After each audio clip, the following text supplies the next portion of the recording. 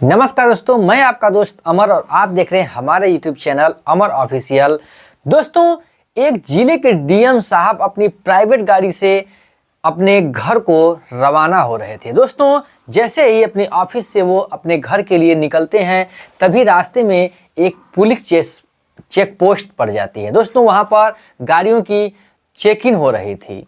दोस्तों, चेकिंग के दौरान जो डीएम साहब की गाड़ी होती है उन्हें भी एक कांस्टेबल जो है डंडा दिखा देता है और इनकी गाड़ी को भी रोक दिया जाता है। दोस्तों, गाड़ी से जो है कि ड्राइवर उतरता है और अपने सारे कागज़ को लेकर दरोगा साहब के पास पहुंचता है कि मेरी गाड़ी में कोई भी कागज़ की कमी नहीं है और मुझे क्यों रोका गया, मुझे जाने दीजिए। दोस्तों, इतना जब सुनता है दरोगा कहता मैं ये कुछ नहीं जानता हूँ, तेरा तो 1000 का चालान कटेगा।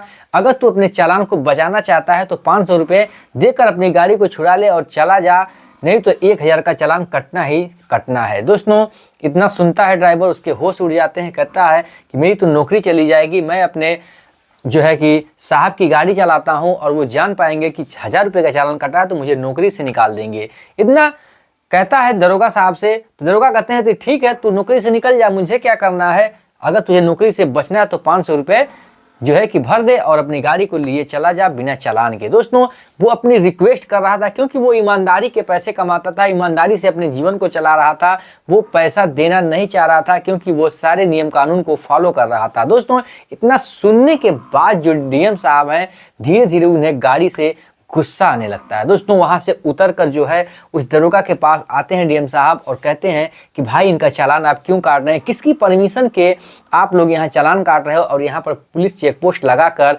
चेक आप लोग गाड़ी कर रहे हो। दोस्तों, इतने में जो वो दरोगा होता है कहता है कि हमारे सूट बूट पहनकर तुम क्या जो जिले का डीएम बनकर घूम रहे हो, जो कि तुम्हें सारी चीज़ें हम लोगों को बताना संभव समझे कि आखिर में हम लोग क्यों चेक कर रहे हैं। जे ज़्यादा होशियारी मत दिखा, ज़्यादा शान पट्टी मत झाड़, नहीं तो तुझे भी 420 के अंदर मैं जो है कि थाने के अंदर डाल दूंगा और सारे रात तू अपनी जेल में सड़ता रहेगा। दोस्तों, इतना कहते हैं उधर डीएम साहब को भी गुस्सा आ जाता है। कहते हैं कि भाई किस नियम कानून के अंतर्गत इसे 1000 रुपये का चालान आप लोग कर रहे हैं और इसे 500 रुपये का रिश्वत मांग रहे हैं। भाई मुझे भी तो जानकारी होनी चाहिए। बात झड़प दरोगा से और डीएम साहब से होती है।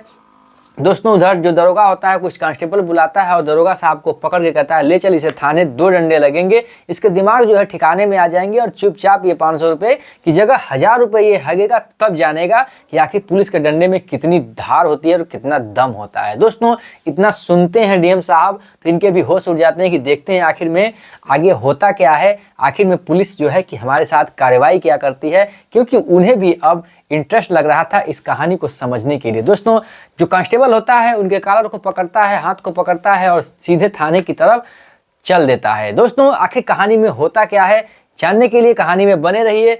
छोटा सा रिक्वेस्ट है आपसे कि चैनल पर नए हैं तो चैनल को सब्सक्राइब कर लीजिएगा, वीडियो को लाइक कर लीजिएगा, वीडियो को शेयर कर दीजिएगा दोस्तों, क्योंकि कहानी इतनी इंटरेस्टिंग है कि आखिर में दरोगा साहब के साथ डीएम साहब ने किया क्या, आखिर में कहानी कहाँ जाके मोड़ ली और कहाँ जाके खत्म होती है और किस जिले से खत्म होती है। दोस्तों, चलिए वीडियो को करते स्टार्ट और समझते हैं इस पूरी प्रक्रिया को। ये कहानी है दोस्तों उत्तर प्रदेश के बलरामपुर जिले की, जहाँ पर दोस्तों एक जो है कि सुनील नाम का लड़का रहता है। वो इतना मेहनती होता है, अपने माँ बाप का इकलौता लड़का होता है। उसके पिता महेश होते हैं जो एक ऑटो रिक्शा चालक होते हैं और अपनी मेहनत की कमाई से उसे बेचारे को पढ़ा रहे होते हैं। घर में माता पिता और एक लड़का होता है जिसको कि अपने घर का जीवन यापन महेश अपने ऑटो रिक्शा चलाकर कर रहे थे और अपने इस मेहनत की कमाई से अपने बेटे को हरदम सिखाते हैं कि बेटा देखो, जो कुछ करना बेटा ईमानदारी से करना, कभी भी रिश्वतखोर कर्मचारी मत बनना अगर ज़िंदगी में तुझे नौकरी मिलती है तो। इधर जो सुनील होता है वो इतनी लगन के साथ पढ़ता है और लगन के साथ इतना अपना जो है पढ़ाई करता है कि उसे वो सोच लेता है कि मुझे जीवन में कोई ना कोई अच्छी नौकरी करनी है और अपने घर की स्थिति और हालात को बदलना है और अपने जो है गांव का भी नाम रोशन करना है। दोस्तों, एक दिन सुनील जो होता है वो 12-14 साल के आसपास की उसकी उम्र हो गई होती है और बैठकर एक फिल्म देख रहा होता है, जहां पर एक बहुत ही अच्छा सा आईपीएस अधिकारी अपने काम को अंजाम दे रहा था और अपने पावर को दिखा रहा था। उसी दिन देखता है और उसके भी दिल में आ जाता है कि मैं भी एक दिन आईएएस या आईपीएस अधिकारी बन के अपने देश की रक्षा करूंगा और अपने पावर को अच्छा सा उपयोग करके देश के हित में काम करूंगा और एक ईमानदार अधिकारी बन के दिखाऊंगा। दोस्तों, जो इधर सुनील होता है इतनी कड़ी मेहनत करता है, मेहनत करते करते अपने ग्रेजुएशन को फाइनल कर लेता है। उसके बाद आईएएस की जो है कि आईएएस-पीसीएस का जो फॉर्म आता है निकलता है और जो है कि ये भी उस पेपर में बैठ जाता है। बैठने के बाद अपने पेपर को देता है, लेकिन उस पेपर में ये फेल हो जाता है दोस्तों, क्योंकि आईएएस-पीसीएस की जो मेन और प्री जो पेपर्स होते हैं इतना क्वालिफाई करना इतना आसान नहीं होता है, जो कि एक घर से ही कोई भी इंसान उसको क्वालिफाई कर दे।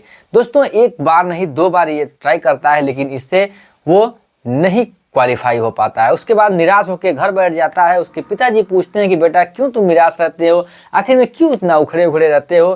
तो इधर सुनील होता है जो अपने पिता महेश से बताता है कि देखिए पिताजी, मैंने बहुत तैयारी की, लेकिन जो है कि मेरी इच्छाएं पूरी नहीं हुई। मैं चाहता हूँ कि बहुत अच्छे से कोचिंग सेंटर में जाके पढ़ाई करूं और आईएएस पीसीएस की तैयारी करूं, लेकिन पिताजी मेरे पास पैसे भी नहीं है, आपके भी पास पैसे नहीं है, हम लोग तैयारी कैसे कर सकते हैं। छोड़िए, जाने दीजिए, हम भी कोई भी छोटा मोटा जॉब कर लूँगा प्राइवेट, और अब नौकरी के चक्कर में नहीं पड़ते हैं। उसकी माता और पिता दोनों लोग जो हैं आपस में मन बनाते हैं और अपनी जो है कि 1 बीघे की ज़मीन जो होती है उसे बेच देते हैं। कहते हैं बेटा इस ज़मीन से क्या होने वाला है, अगर तेरा कैरेक्टर बन रहा है तो बन जाने दो। अपनी ज़मीन को बेचकर उस अपने बेटे को पैसे देते हैं कि जा तू अच्छे से इंस्टीट्यूट में अपने कॉलेज में दाखिला करा, जहाँ पर तुझे कोचिंग क्लासेस अच्छा मिल सके और तू वहाँ पर पढ़ाई कर। दोस्तों, सुनील जो होता है उसी रात पर ट्रेन पकड़ता है और राजस्थान के लिए कोटा में वो जाकर अपनी पढ़ाई के लिए फीस को भर देता है। वहाँ पर जो है कि अपनी तैयारी को जारी रखता है, धीरे धीरे 2 साल तैयारी करता है। उसके बाद फिर से फार्म आता है और फिर भी उस पेपर में बैठता है और वो जो है कि प्री को क्वालिफाई कर देता है। प्री को क्वालिफाई करने के बाद मेंस आता है, मेंस को भी क्वालिफाई कर देता है। फाइनल ही इंटरव्यू में आकर वो बैठ जाता है। इंटरव्यू भी उसके भगवान की दया से, उसके अच्छे विचार की वजह से वो क्वालिफाई कर जाता है और फाइनली उसका सिलेक्शन जो है आईपीएस के पद पे अर्थात डीएम के पद पे हो जाता है। दोस्तों, वहाँ पर वो जो होता है कि पहुँचता है अपनी ट्रेनिंग के लिए। ट्रेनिंग करने के बाद वो एक ज़िले में जो है कि सीतापुर, उत्तर प्रदेश के ज़िले में उसकी जो है कि ज्वाइनिंग हो जाती है। दोस्तों, सीतापुर ज़िले में जब उसकी ज्वाइनिंग होती है, वहाँ भी ईमानदारी के हिसाब से वो अपने जो है कि डिस्ट्रिक्ट को चला रहा था, क्योंकि वो इतना गरीब तबके का आदमी था। उसके अंदर ईमानदारी कूट कूट के भरी थी। वो समझ रहा था कि एक गरीब की ज़िंदगी जो होती है वो किस प्रकार से गुजरती है और गरीब किस प्रकार से वो गुजर के अपने जीवन को चलाता है। दोस्तों, गरीब की स्थिति को समझ रहा था और लूट घसोट उस ज़िले में एकदम ख़त्म ही हो चुकी थी। उसके बाद उसकी जो ट्रांसफ़र है वो बहराइच ज़िले में हो जाती है। बहराइच ज़िले में आने के बाद वहाँ भी वो बहुत ही अच्छे अपने काम करता है। काम करने के बाद एक दिन क्या होता है कि वो अपने घर के लिए वो सोचता है कि क्यों ना छुट्टी लेके बलरामपुर चलते हैं, अपने घर पर घूम आते हैं। दोस्तों, वहाँ से जैसे ही वो निकलता है उसका जो गाड़ी है वो पंचर हो जाती है। कुछ दूर जाने के बाद पंचर हो जाती है तो वो सोचता है कि क्यों ना हम प्राइवेट गाड़ी से चल दें और अपने घर घूमकर फिर बनवा के, तब तक गाड़ी हमारी तो आ ही जाएगी। दोस्तों, फिर वो रास्ते में खड़ा होते हैं और खड़े होने तक तब तक एक प्राइवेट गाड़ी जो है उधर से आ रही होती है, उसे हाथ देते हैं और वो रुक जाता है। कहते हैं कि भाई मुझे भी लेते चलो। वो अपना किराया वगैरह बताता है। कहते हैं कोई बात नहीं, किराया मैं दे दूंगा। लेकिन वो ड्राइवर जो होता है वो समझ नहीं पाता है कि ये जो है कि इस ज़िले के डीएम साहब हैं और इन्हें मैं लेके जा रहा हूँ। किराया तय हो जाता है, वो लेके जाने लगता है। तभी अभी वो बहराइच ज़िला क्रॉस ही नहीं हुआ होता है, तभी जो है कि एक पुलिस चेक पोस्ट पड़ती है। वहाँ पर पुलिस अपनी चेकिंग अभियान चला रहे होते हैं। चेक इन अभियान के अंतर्गत वहाँ पर जो ड्राइवर होता है रुकता है और अपने कागजात को दिखाता है। कागजात दिखाने के बाद वो दरोगा जो होता है कहता है कि भाई आपका तो चालान कटेगा, आप कुछ भी कर लो और हम लोग चालान काटने के लिए ही बैठे हैं। अगर आप चालान नहीं कटवाना चाहते हो तो 500 रुपये की फ़ाइन भर दो और अपनी गाड़ी को ले जा सकते हो। दोस्तों, वो जो ड्राइवर होता है इतना गरीब होता है कि वो किसी भी मतलब पैसे को अपना देना नहीं चाहता था और वो गाड़ी उसकी नहीं थी, वो अपने मालिक किसी का गाड़ी चला रहा था। वो तो डीएम साहब को बैठा लिया था ताकि मेरा भी चाय पानी के लिए कुछ पैसों का बंदोबस्त हो जाए, ताकि मेरी भी बीवी बच्चे हैं, सैलरी तो महीने पे मिलेगी। दोस्तों बहुत ही रिक्वेस्ट करता है, लेकिन वो जो दरोगा होता है वो मानता नहीं है। तभी डीएम साहब निकलते हैं गाड़ी से, निकल के और जाते हैं, कहते हैं भाई क्यों इन्हें परेशान कर रहे हो, आखिर में तुम्हें यहाँ पर आदेश किसने दिया चालान काटने के लिए, आखिर में तुम लोग क्यों यहाँ पर मनमानी चालान काट रहे हो। कहते हैं भाई आप क्या कहीं के डीएम हैं जो आप मुझे पूछ रहे हैं कि मैं लोग यहाँ पर क्यों चालान काट रहा हूँ। भाई तुझे क्यों मैं बताऊँ कि क्यों नहीं काट रहा हूँ, देख ज़्यादा शान पट्टी मत दिखा, नहीं तो अभी थाने ले चलूँगा, 4 पट्टे लगाऊंगा, तेरा दिमाग सही हो जाएगा, तुझे भी रात भर अंदर कर दूंगा हवालात में, तो समझ जाएगा कि दरोगा की पावर क्या होती है। दोस्तों डीएम साहब इतना सुनते हैं, उनके भी होश उड़ जाते हैं, सोचते हैं क्यों ना भाई इनकी भी पावर को देख लिया जाए। उनसे थोड़ा सा बात होती है, तू में होता है, और कांस्टेबल को वो बुलाता है और पकड़ के फाइनल ही ये लोग चौकी में, थाने में जो है कि डीएम साहब को और ड्राइवर को ले आते हैं। दोस्तों जो डीएम साहब होते हैं और इधर जो ड्राइवर होता है एक बेंच पर बैठ जाते हैं। बैठने के बाद थोड़ा देर में दरोगा साहब भी जो वहाँ के होते हैं वो आ जाते हैं और कहते हैं कि भाई क्यों तुम लोग पैसे देने से क्यों इनकार कर दिए, भाई क्यों यहाँ पर आए हो।